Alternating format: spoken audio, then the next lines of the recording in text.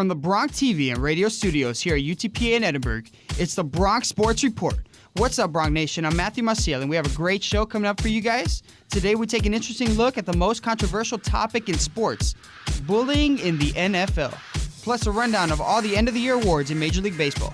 But first, the UTPA basketball regular season tipped off against Sam Houston State. The Bronx went down by as much as 14 points and came all the way back in the second half. The Bronx ultimately fell 77-73. This is what the coach had to say. What I've tried to tell the kids is, being intelligent and making the smart plays are typically the team that wins. We didn't make enough intelligent plays to win the game. We're just learning roles, No one on this team has ever played before. We have a bunch of young freshmen. We've got even veterans that didn't play legitimate minutes last year. So we're feeling ourselves out as we go. There's nothing about the work that's a problem. We have worked our tail off. The problem is just getting to where we figure out our roles and what we can do efficiently. But that wasn't their only game.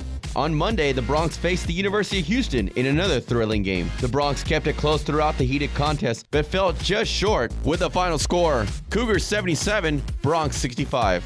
Javoran Farrell led the Bronx with 16 points, but expressed his frustration after the game. I feel like we go up against a lot of people. We just need to put it all together, put two rounds together, full 40 minutes, and just get everybody on the same page.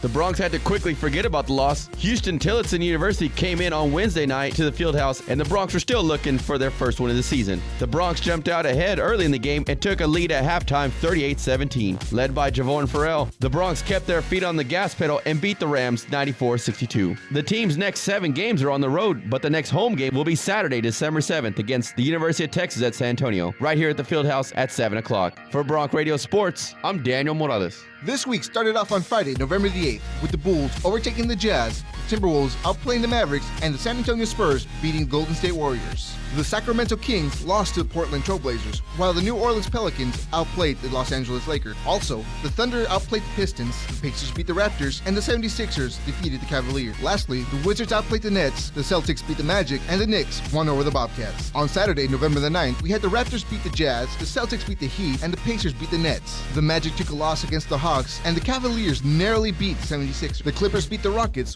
while the Grizzlies won over the Warriors. The Dallas Mavericks thoroughly beat the Milwaukee Bucks, while the Trailblazers managed to win over the Kings. On Sunday, November the 10th, we had the Spurs, Thunder, Suns, and Timberwolves winning over the Knicks, Wizards, Pelicans, and Lakers, respectively.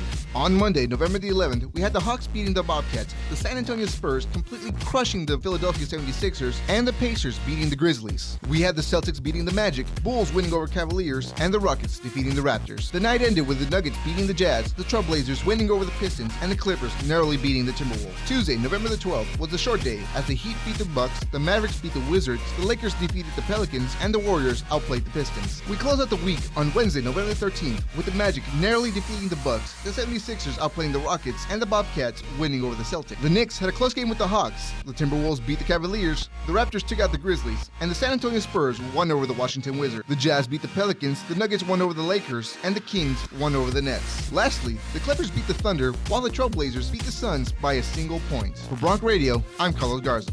Serving as a coach for an NFL team may be hazardous to your health. Recently, 2 head coaches have been under the weather. John Fox of the Denver Broncos and Houston's Gary Kubiak were hit with serious health issues. According to the Washington Post, Kubiak collapsed on the sidelines as the Texans headed for the locker room for halftime. Doctors said that he suffered a mini stroke, which is a partially blocked narrowed artery leading to the brain. This could lead to a full-blown stroke. Kubiak plans to be on the field for the next Houston game. John Fox went under the knife to replace his aortic valve. Fox wanted to wait to the end of the season, but his doctors vetoed the idea. He'll be out of action for at least a month. Jack Del Rio will be interim coach while Fox recuperates. For the Bronx Radio Sports Report, I'm Fred Mann.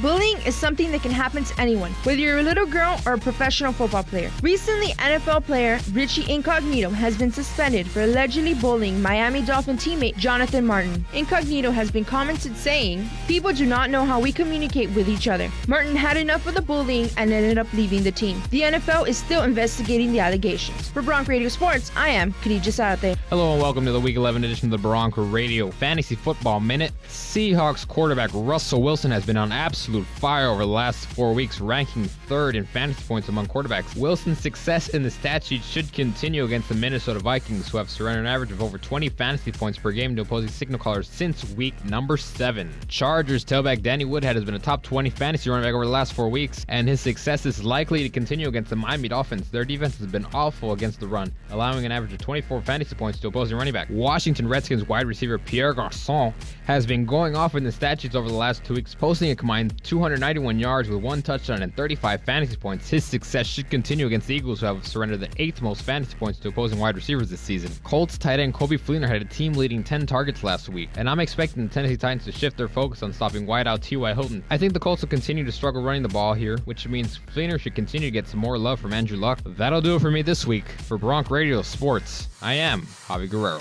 What a crazy weekend. Here comes NFL wrap-up Week 10. This week kicked off with Washington and Minnesota. It was back and forth for most of the game, with both teams needing a win. The top performer in this one was RG3 with 281 yards and 3 TDs, but it wasn't enough. Adrian Peterson and the Vikings go to 2-7, winning at 34-27. The Packers and Eagles, it was every Packers fan's worst nightmare with Rodgers out. They were left with a third-string quarterback under center. Nick Foles had a good day, throwing for 228 yards and 3 TDs. Shady McCoy ran through the Packers defense, running for 155 yards. Green Bay couldn't put anything together, and the Eagles win it 27-13. An exciting NFC North battle between Chicago and Detroit. Jay Cutler aggravated his left ankle in his first game back since his last injury. Matt Stafford threw for 3 scores, and 2 of them going to Calvin Megatron Johnson. The Lions held on and improved to 6-3 after winning it 21-19.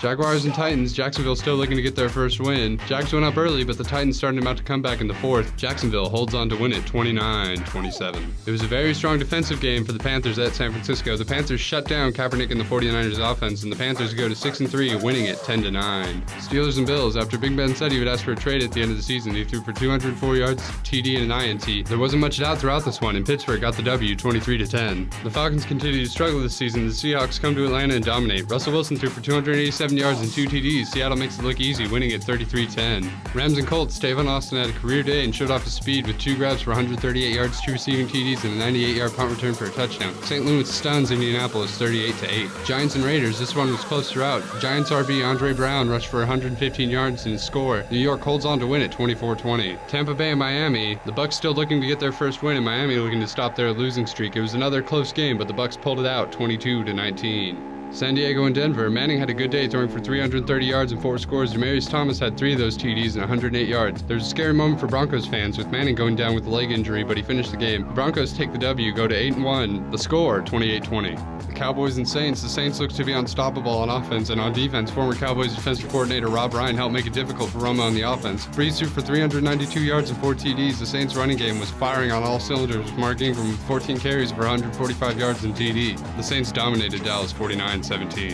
Texans and Cardinals, it was a close game throughout. Houston playing without head coach Gary Kubiak. Case Keenum played well, throwing for 201 yards and 3 TDs. It wasn't enough though, and the Cardinals took the win 27-24. From Bronc Radio Sports, I'm David Sullivan.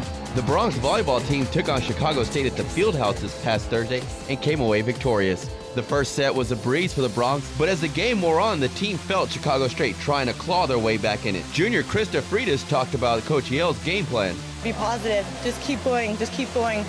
The thing about the key word that he said was gas pedal. Keep going. Pushing on that gas. Pushing on that gas. Don't let him out. Don't let him down. The Bronx beat Chicago State 3-1. The team will try to keep the momentum going for Wednesday night's game against Cal State Bakersfield at 7 o'clock right here at the Fieldhouse. For Bronc Radio Sports, I'm Daniel Morales. An inspiring play is what they call it. Football teammates from Olivet Middle School in Michigan ensured that fellow teammate Keith Orr achieved what every football player wants, their first touchdown. The team went behind their coach's back and drew up a play that would highlight their teammate Keith. During the game, Olivet had the ball and running in for a touchdown when the ball carrier fell at the 1-yard line. On the next play, Keith was put in the game and his teammates surrounded him as he scored a touchdown. Teammate Justin Miller talked about the play afterwards. It's just like to make someone stay, to make someone's week, just make them happy. This new play has been called the Keith Special. For Bronc Radio Sports, I'm Beatriz Ramirez. Well, that's it for this week's Bronc Sports Report. I would like to thank radio station manager Kay Zarate, news director Pepper Herrera, and all the radio station staff. As always, be sure to come support your UTPA athletics. And go Bronx!